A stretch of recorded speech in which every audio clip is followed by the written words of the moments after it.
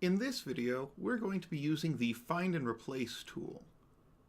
The Find and Replace tool is an interesting type of join that Alteryx offers, and I'll just show you how it works. So within our Join tab, I'm going to go and drag Find and Replace down. The data we have on the top here is our information about museums.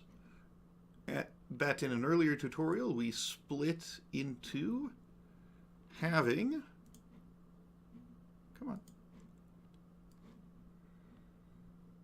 that we split into having a state abbreviation. If it's interested in letting me scroll over. There we go. The abbreviation for a state. Now, while that is useful on its own, we actually will need to join it with the name of a state in order to use some of the other data that we'll be bringing in. So we're going to use the Find and Replace tool to enable this. So we have the data that we are searching in, and then we are going to drag information that contains our mapping for replacement. So in our Find and Replace tool, we're going to be looking at the entire field for City 2, which is actually the abbreviation for the state.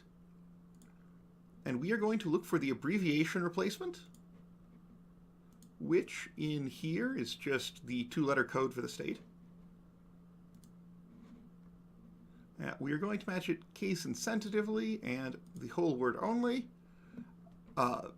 Basically, this is ignoring case, and then do you want to look for words that match only if the whole word matches or if some part in the middle matches as well?